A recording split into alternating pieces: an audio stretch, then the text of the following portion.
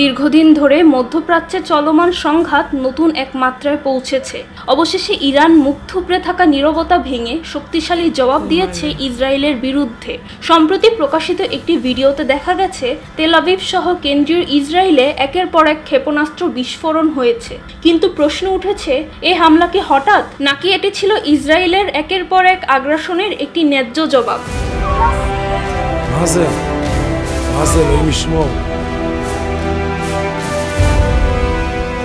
Israel বহু বছর ধরে ফিলিস্তিনে হামলা চালিয়ে আসছে, বিশেষ করে গাজা উপত্যকায়। অসহায় নারী শিশুদের ওপর নির্বিচারে বোমা হামলা, স্কুল হাসপাতাল ধ্বংস ও আন্তর্জাতিক আইন লঙ্ঘনের এক একটি ঘটনা ইরান সহ গোটা মুসলিম বিশ্বের হৃদয়ে ক্ষত সৃষ্টি করেছে।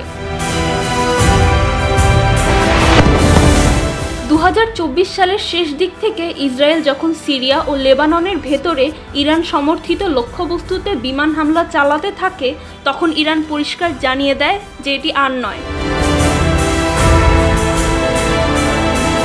16 জুন সকালে ইরান একসঙ্গে শতাধিক ক্ষেপণাস্ত্র ও ড্রোন ছুড়ে মারে ইসরায়েলের বিভিন্ন সামরিক ও বেসামরিক স্থাপনায়। ভিডিওতে দেখা যায় তেল আবিব, হাইফা, পেতা এবং তিকবা সহ বেশ কয়েকটি গুরুত্বপূর্ণ শহরে বড় ধরনের ধ্বংস, ভবন বিধ্বস্ত, আগুন জ্বলছে, আতঙ্কে মানুষ ছোটাছুটি করছে।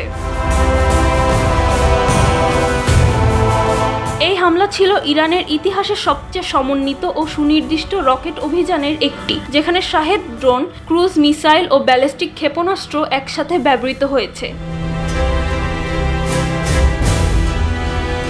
ইসরায়েলের বহু প্রশংসিত আয়রন ডোম সিস্টেম ইরানের এই কৌশলের সামনে অনেকটাই অসহায়। যেখানে শত শত ড্রোন ও মিসাইল একই সাথে আকাশে ছুটে আসে, সেখানে আয়রন ডোম ভীষণ চাপে পড়ে যায়। ইরান কৌশলে বিভ্রান্তিকর রুট ব্যবহার করে, যার ফলে ইসরায়েলের অনেক মিসাইল প্রতিরক্ষা ব্যর্থ হয় এবং বহু লক্ষ্যবস্তুতে সঠিকভাবে আঘাত হানে। ইরানের হামলার পরপরই পশ্চিমা মিডিয়া একতরফাভাবে ইসরায়েল আক্রান্ত শিরোনামে প্রচার শুরু করে, কিন্তু মুসলিম বিশ্ব এই হামলাকে দেখছে একটি ন্যায্য আত্মরক্ষার প্রতিক্রিয়া হিসেবে। বিশেষ করে যখন ইসরায়েল দিনের পর দিন ফিলিস্তিনি শিশুদের লাশের স্তূপ তৈরি করছে, তখন ইরান যদি দাঁড়িয়ে না থেকে প্রতিরোধ গড়ে তোলে, সেটা কি দোষের হবে?